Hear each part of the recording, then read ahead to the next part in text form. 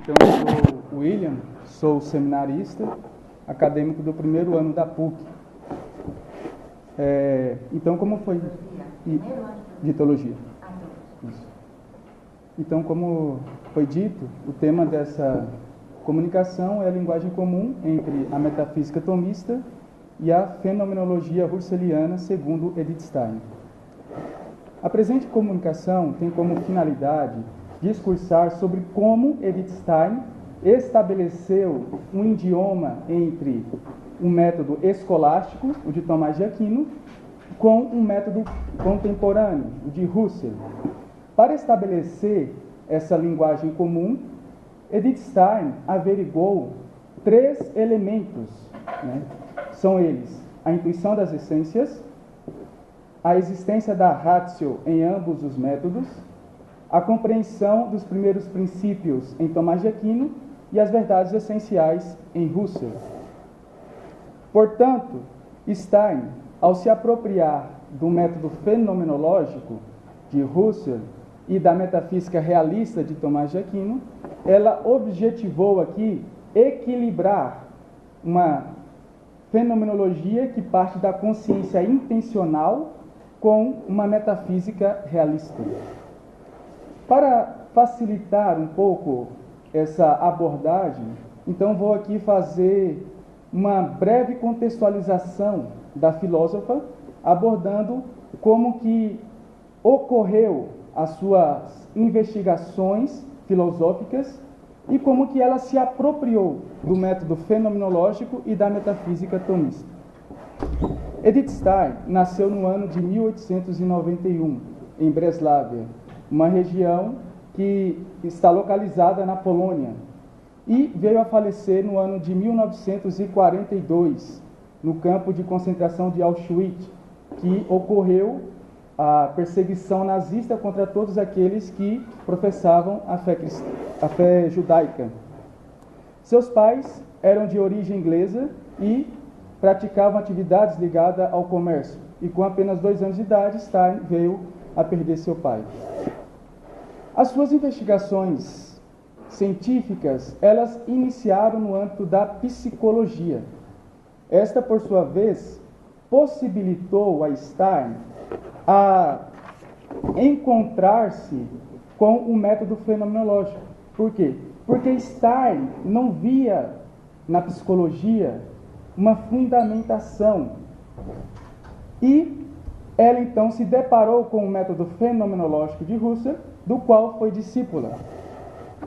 Uma grande vantagem de Edith Stein ter sido discípula de Husserl, além do método fenomenológico, foi ela ter estudado com outros discípulos que também se tornariam grandes filósofos posteriormente.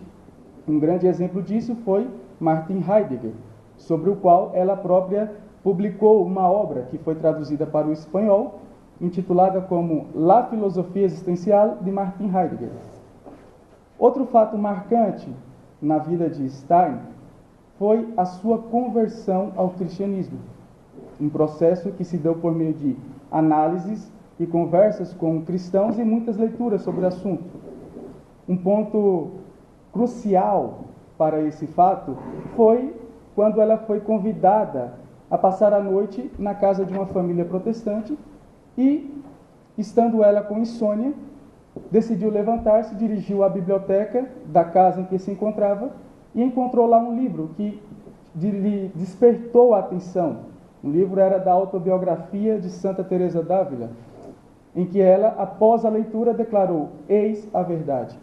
E isso foi um fato crucial que possibilitou a ser batizada na fé católica. Passado algum tempo depois, Stein interessou-se pela vida religiosa e decidiu entrar-se no convento das Carmelitas da Polônia.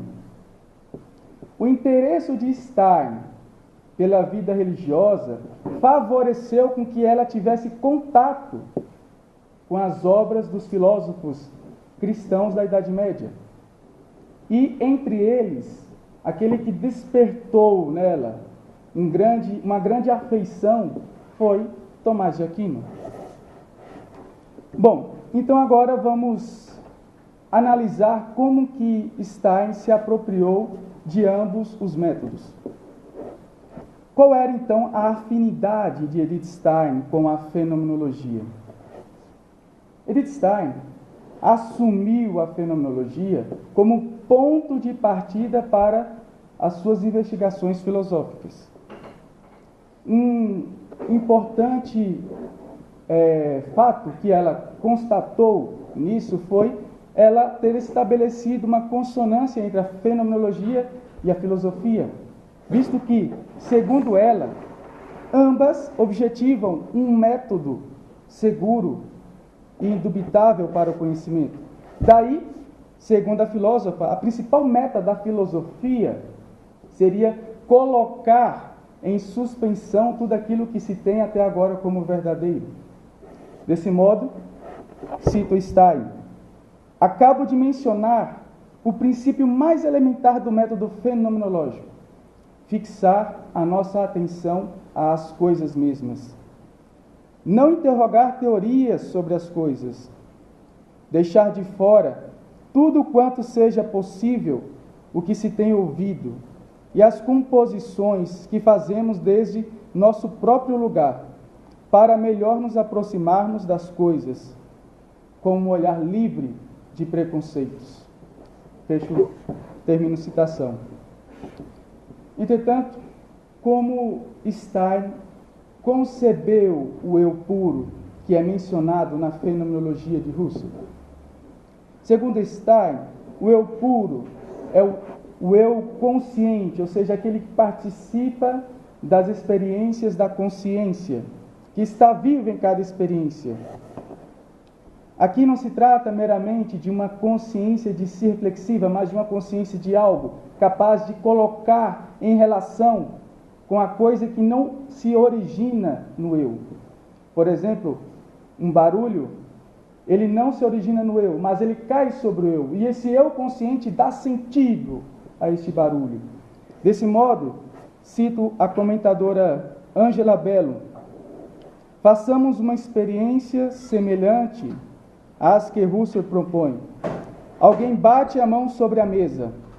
Identifico logo que é um som. Todos nós identificamos esse som. Como fazemos? Imediatamente, intuitivamente.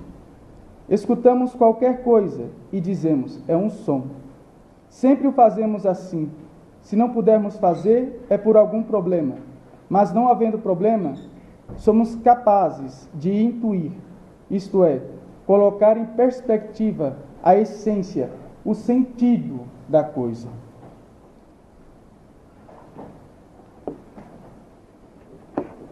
E em relação à metafísica, o que motivou Edith Stein a estudá-la?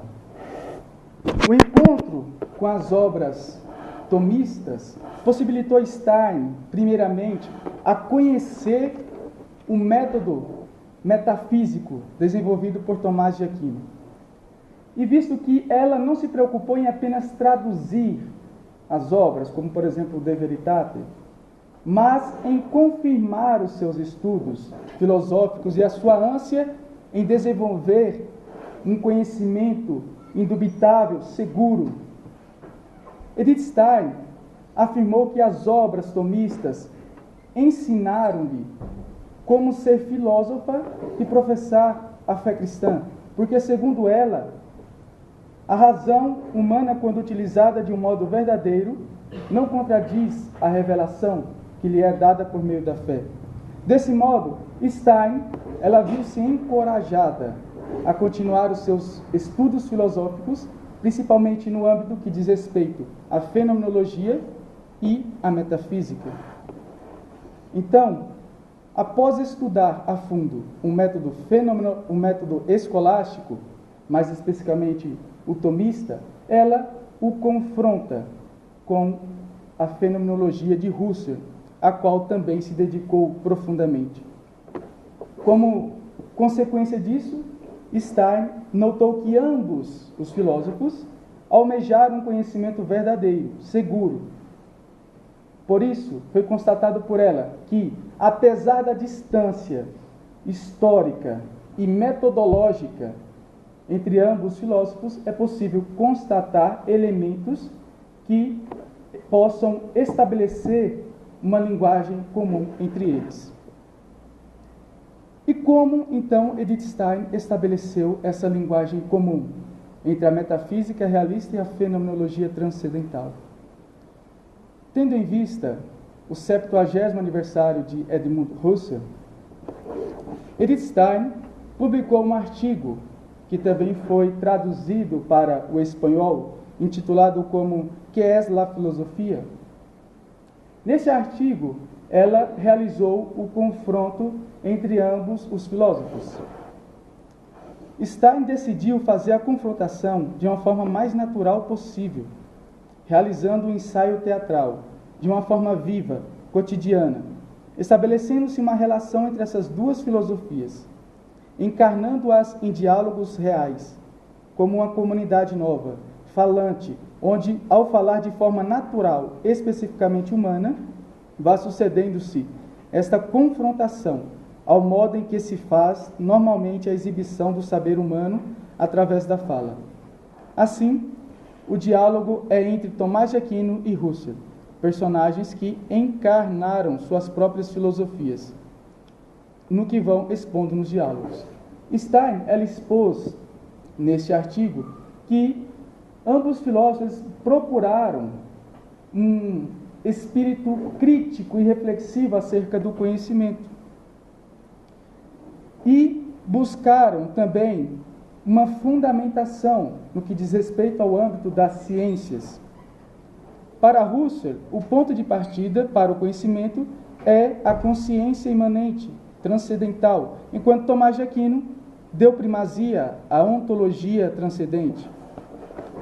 Deste modo, então, após essas colocações, parecendo um pouco distante um pensamento do outro, então como que Edith Stein percorreu esse caminho, essa busca desse idioma comum? Respondendo a esse questionamento, Edith Stein afirmou que não somente é possível estabelecer esse diálogo, mas como também é algo urgente. Assim, expressou a filósofa, cito Stein, em princípio é tão possível como também urgente começar tanto com uma abordagem transcendental, quanto com uma abordagem ontologicamente formal. E quais são, então, esses elementos? Então, como mencionei no início dessa comunicação, intuição das essências, a compreensão dos primeiros princípios em Tomás e as verdades essenciais em Husserl, e, por último, a existência da ratio em ambos os métodos. Então, agora nós iremos falar um pouco a respeito desses três elementos. O primeiro deles é a intuição das essências.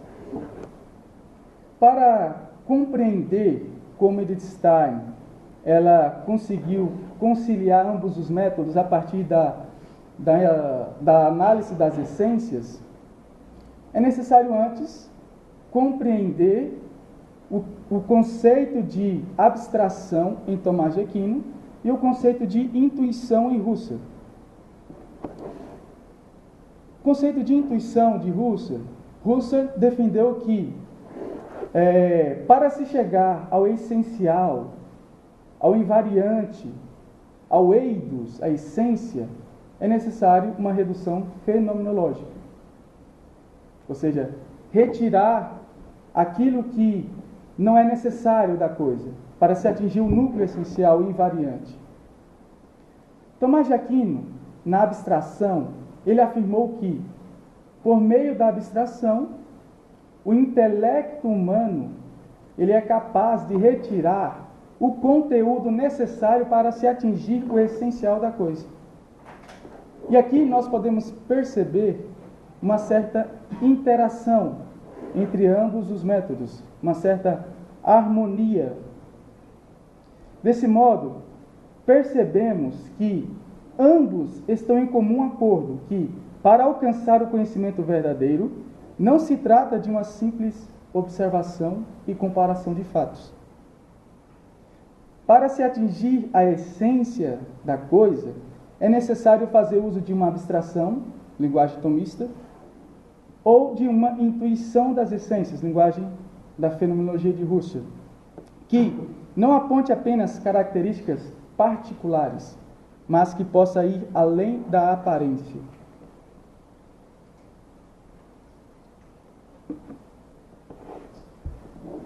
O segundo elemento que aproxima ambos os filósofos é a compreensão dos primeiros princípios em Tomás de Aquino e as verdades essenciais de Husserl.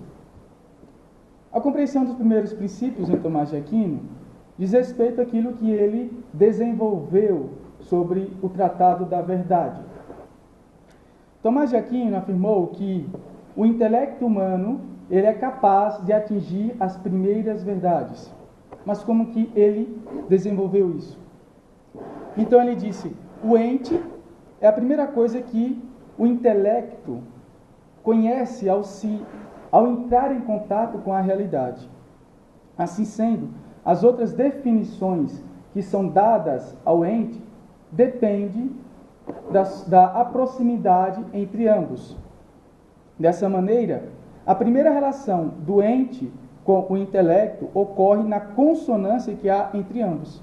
E aqui nós chegamos, então, na definição de verdade em Tomás de Aquino, que é uma adequácio, ou seja, é a adequação do intelecto à coisa e da coisa ao intelecto.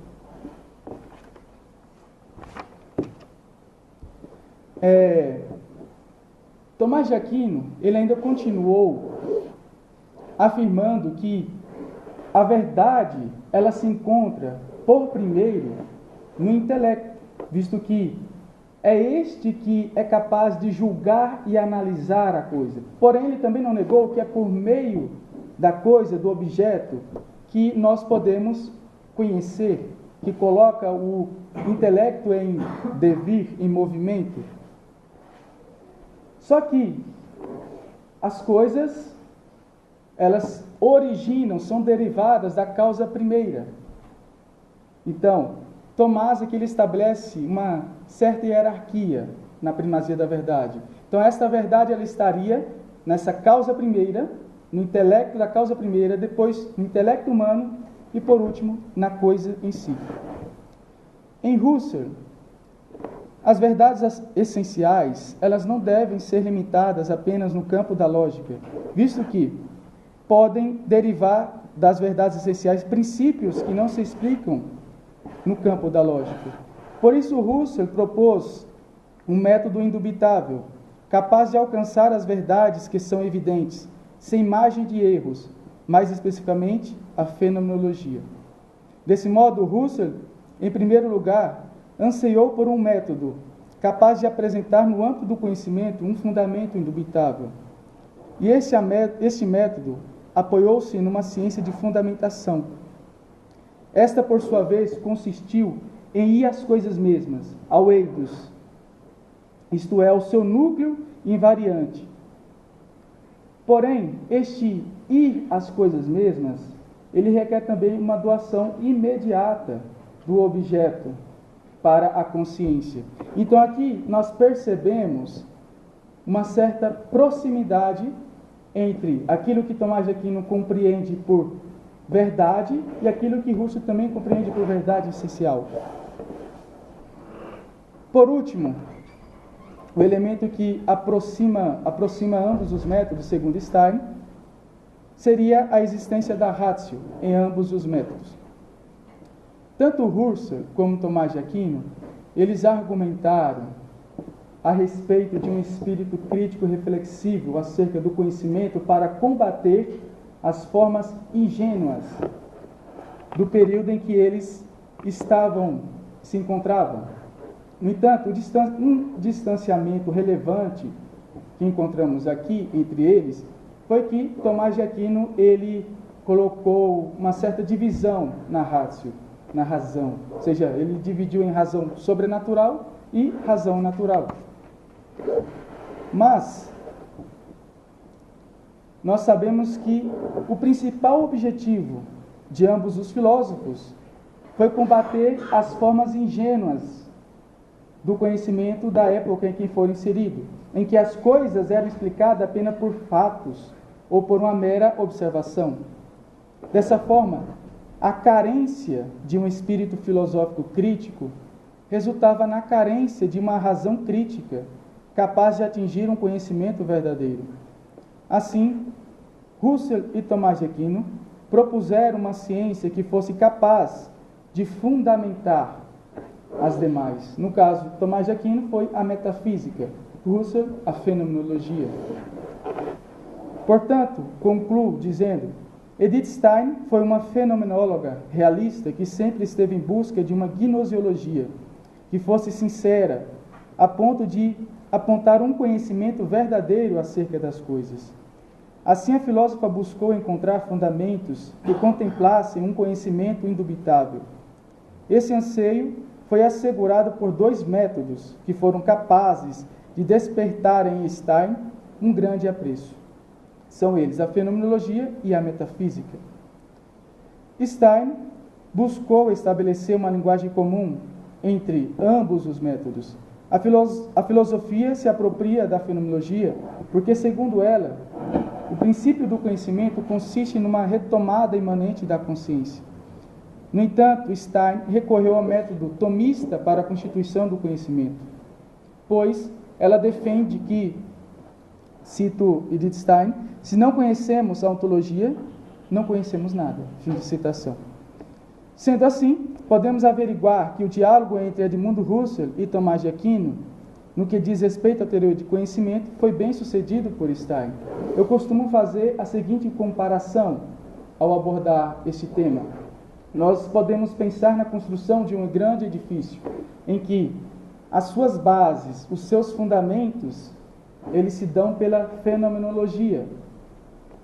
O levantamento desse edifício seria a metafísica realista. E o acabamento, que assim não foi tido aqui nesta comunicação, mas faz parte do desenvolvimento do método de Stein, seria a sua análise do ser finito e ser eterno, ou seja, a analogia ser finito e ser eterno. Então, segundo Stein, ambos os pensadores apresentam claramente um distanciamento muito significativo, não apenas no âmbito cronológico, mas também metodológico. Porém, ela também pôde realçar que tanto Husserl como Tomás de Aquino almejaram atingir pela via racional um conhecimento verdadeiro das coisas.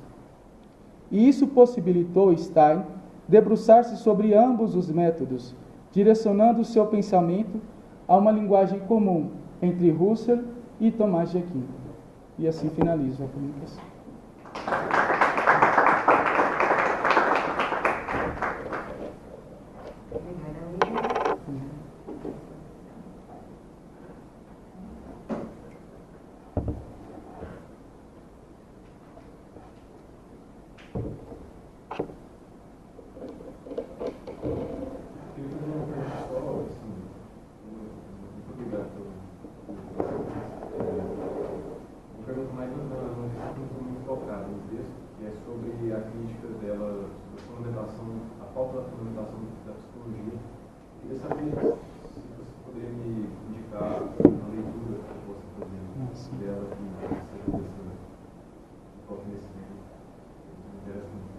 Talvez você poderia ver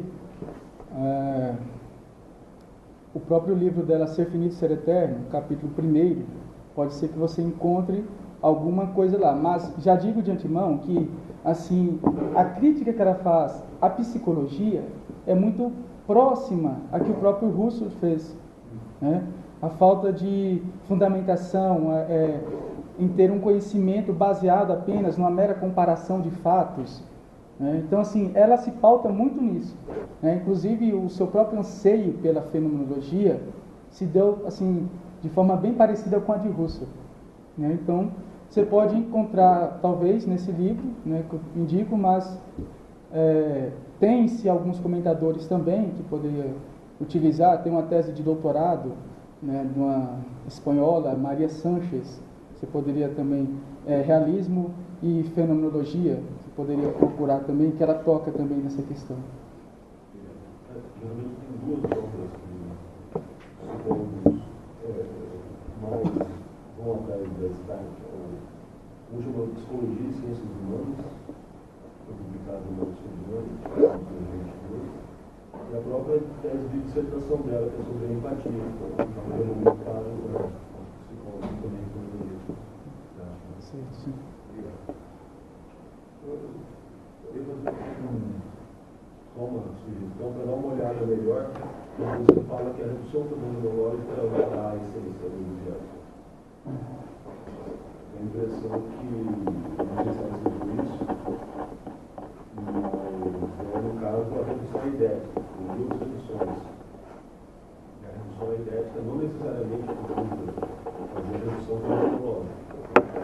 A redução fenomenológica geralmente é para fazer estudo das correlações, né, matemática, que vai entrar na suspensão do mundo, a redução transcendental. E a outra é a redução idética, que é ela que vai ao método para alcançar o invariante no objeto singular.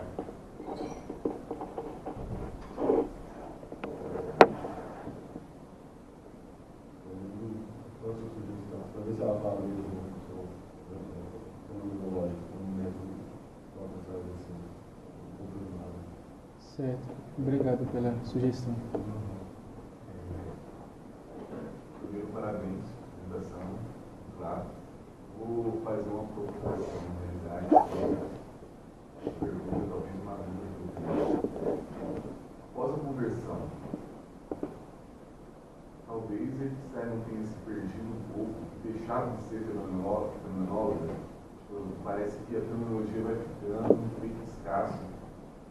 Passa a se ter lá, talvez, o escrito dela. Começa a ver que tem tanto mais de fenomenologia, eu posso estar errado. O que você pensa a respeito disso? Porque ela finaliza a escrevendo Ciência da Cruz, já não é teologia, alguns outros escritos espirituais também, que está mais no final da vida. O próprio Ser Finito e Ser Eterno, não sei se ainda tem muita essência fenomenológica aí. Como você vê isso? Sim. A questão aqui é a seguinte: nesse livro que você citou, Ser Finito e Ser Eterno, ela traz também uma crítica à fenomenologia de Husserl, mas não é no sentido que ela abandona a fenomenologia de modo assim, total. Tanto é que eu finalizei dizendo que ela foi uma fenomenóloga realista, no sentido que ela, junto com uma outra filósofa chamada Corândius, ela criticou, né, que, e aqui entra também a questão da verdade em Tomás de Aquino, foi onde ela fez essa ligação, se a coisa em si, se todos os fenômenos, né, eles, no caso, não trariam também assim, uma verdade em si, se eles estariam sempre necessitando de uma consciência que o preenchesse de sentido, né? E quais foram, então, os elementos que ela levantou a esse respeito? Por exemplo, os fenômenos naturais, né? Então, assim, como você constatou, né, ela trouxe os outros escritos assim, mais ligados à área espiritual, né, pelo fato dela também estar a um convento, mas ela também não abandonou a parte filosófica, né?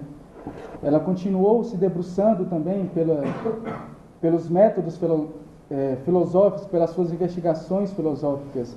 Só que, dessa forma, de uma maneira diferente, né? Não mais apenas no campo fenomenológico, mas também agora abordando também outros pensadores, né? Como eu citei aqui, por exemplo, o Heidegger, temos também pensadores da Idade Média, Tomás de Aquino, o Aristóteles, período antigo. Então, assim, ela de fato, inclusive nessa obra Ser Finito e Ser Eterno, você encontra assim, diversos pensadores em que ela vai trazendo esses pensamentos deles e comentando-os e elaborando o seu próprio método filosófico.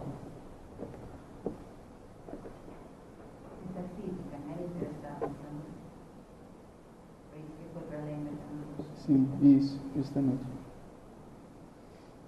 E parece que ela está vendo, quando ela vai escrever com o iniciado, ela está indo numa direção, para, depois vai para o Ser Eterno e toma uma outra direção também. Sim. Porque é caminho muito curso, né? O potencial Ser Eterno. Sim. Parece que. É porque. E eu isso ficou um pouco assim quando você falar, porque ela começa a base da tecnologia, depois começa aqui e encerra com ela tá. mesmo. Então, isso ficou mais assim, para mim, desculpa, eu não Sim, certo. Então, assim, na obra Ser Fino e Ser Eterno, assim, para tentar clarear um pouco mais, ela, nessa obra, é que ela faz um pouco dessa junção de metafísica e fenomenologia, né? Tanto é que nessa obra, assim, um dos objetivos, porque ela também depois nessa obra ela vai para a questão antropológica, mas na teoria do conhecimento, um dos objetivos dela é de constatar, né, a necessidade da existência do ser eterno. Então ela parte, por isso que eu usei esse exemplo da questão do grande edifício, ela parte de uma reflexão fenomenológica e depois leva essa reflexão fazendo uma consonância com a metafísica. E por último, ela traz um método próprio, né? Obrigada, William. Boa sorte com a continuação do Como quer dizer, esse foi o seu trabalho de conclusão do curso? Sim, só que esse eu peguei um capítulo apenas. Porque o objetivo do meu trabalho, da monografia, foi justamente esse que eu falei para ele, de, por meio de Wittgenstein, chegar à necessidade da existência do ser eterno.